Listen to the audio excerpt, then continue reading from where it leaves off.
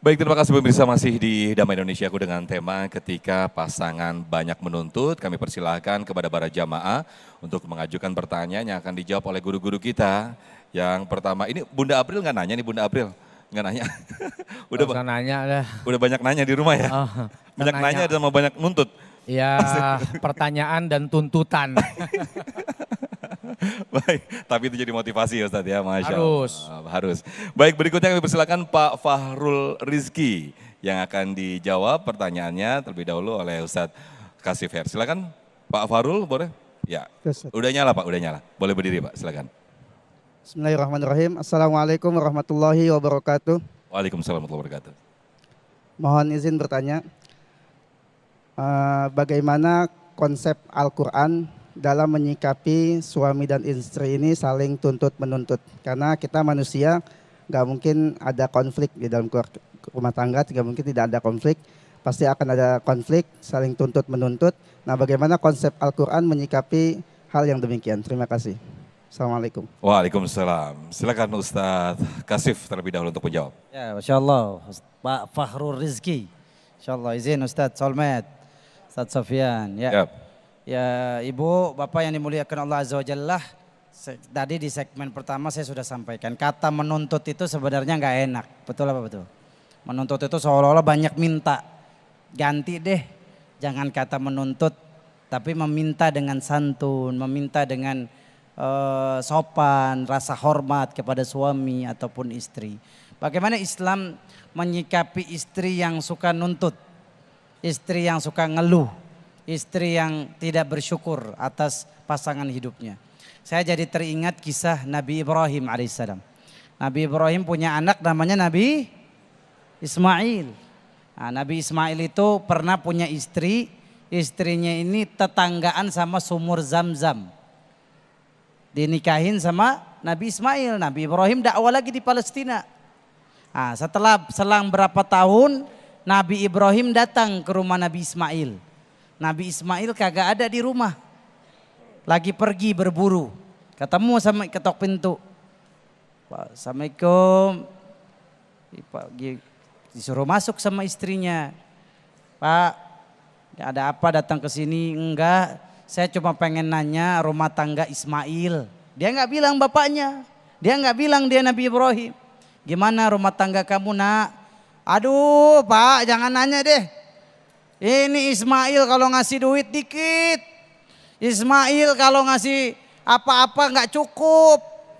Sebel deh. Kebetulan orang Depok dong istri. Gak suka saya. Aduh. Pokoknya rumah tangga saya penuh kekurangan, ngeluh, komplain. Apa kata Nabi Ibrahim? Gampang.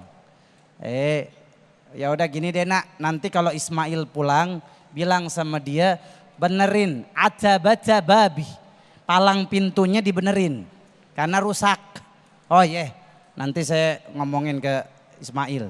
Nabi Ismail pulang. Gimana hari ini? Oh tadi ada yang datang, orang tua. Nanyain rumah tangga kita, kepo. Gara-gara lihat lambe turah. Oh iya, kalau begitu kamu apa ceritanya? Apa yang dia katakan? Dia suruh ganti palang pintu. Apa Nabi Ismail? Karena dia Nabi dapat wahyu dari Allah. Itu yang datang bapak saya. Namanya Nabi Ibrahim. Dia nyuruh saya ceraiin kamu. Diceraiin. Setahun kemudian Nabi Ismail nikah lagi. Ternyata tapi istrinya beda nih. Kemudian datang Nabi Ibrahim, Nabi Ismail berburu, nggak ketemu. Ketika datang, Nabi Ibrahim nanya, nak gimana rumah tangga kamu sama Ismail? Masya Allah, Ismail suami yang baik. Dia tutupin aib rumah tangga. Ismail itu ngasih kita makanan cukup. Dia selalu hadir, penuh kasih sayang, penuh cinta. Walaupun memang secara harta kami sedikit. Emang kamu makanannya apa aja sehari-hari? Kita dikasih air. Dikasih daging, bersyukur apa aja dikasih, suami saya itu mahal, mewah. Apa kata Nabi Ibrahim? Qul li Ismail ayyustabbita atabata babi. Kasih tahu sama Ismail, suruh jaga palang pintunya. Ini palang pintunya udah bagus, jangan diapa-apain lagi. Nabi Ismail pulang ke rumah, tanya kepada istrinya. Gimana tadi hari ini? Oh tadi datang Syekh kabir, orang tua nanyain rumah tangga kita, kepo sama rumah tangga kita. Boleh nggak orang tua kepo sama rumah tangga anak? Boleh nggak? Boleh, untuk nasehatin, untuk meluruskan, ya. Jangan cuek sama rumah tangga anak kita. Tapi kalau masalah-masalah sensitif kayak uang nafkah menantu kita, jangan sampai kita ikut campur. Tapi kalau ada masalah boleh istri mertua menasehati kita. Apa kata Nabi Ismail? Tahu nggak kamu siapa yang datang tadi? Bapak kesayangan saya, Ibrahim. Dia nyuruh saya supaya mempertahankan rumah tangga kita. Kamu istri yang bersyukur, kamu istri the best. Kita nggak akan bercerai, you and me forever until jannah. Gitu, jangan banyak nuntut, bersyukur. Emang kalau kita cerai dapat istri, memang jamin istri kita lebih baik, betul apa betul? Bapak cerai, wah nggak bersyukur nih istri saya banyak nuntut, nikah. Dapat istri lebih bawel, 4 kuadrat. Bisa jadi, nggak ada yang tahu.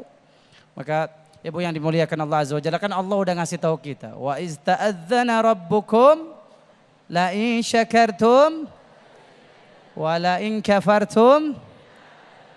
Bersyukur suami ngasih berapapun Allah tambah.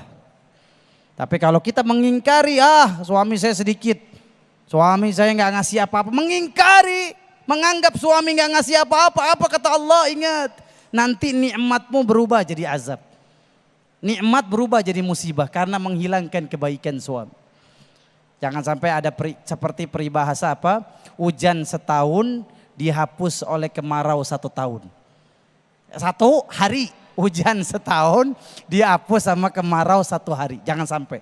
Na'udzubillah min zalik. Kita mau setiap kebaikan istri kita ingat. Baik. Ketika istri kita sempat marah-marah nyakitin hati kita, ingat, oh dia melahirkan anak saya. Taruhannya nyawa, gak sebanding dia marahin saya tadi. Oh istri saya menyusui anak saya sampai begadang, sampai dia rela gak tidur. Demi Allah saya cinta sama istri saya. Jadi Pak, resep supaya istri gak banyak nuntut, kalau kita kurang ngasih dia duit, tambahkan rasa cinta kita. Tambahkan rasa sayang kita sama istri. Ingat, kalau bagi suami di rumah yang kurang ngasih fulus, ngasih uang ke istri, saya ngasih tips, tambahin rasa cinta. Tambahin rasa sayang. Ini kadang-kadang udah duit kurang, perhatian juga kagak ada. Betul apa betul? Ketika, wah kayaknya kita udah pasrah. Cari kemana-mana uangnya cuma sedikit. Datang ke rumah, lihat istri nyuci piring, bantuin cuci piring. Lihat istri lagi ngerendam baju, ibu ikut, suami ikut, bantuin, ikut jemurin. Wah dahsyat. Suami yang seperti ini akan membuat rumah tangga penuh keberkahan. Amin. Amin ya Rabbal alamin. Amin ya Allah ya Rabb. Mudah-mudahan kita semua menjadi suami yang seperti itu Ustaz Kasim ya. Tapi sebetulnya ketika kita banyak menuntut, banyak meminta, itu mungkin kita terlalu sibuk melihat ke atas ya. Sehingga kita kurang. Maksudnya ngelihat genteng gitu ya? Iya. Bagus banget lampu, kapan saya punya lampu seperti ini gitu maksudnya. Baik Ustaz Kasim, terima kasih atas jawabannya.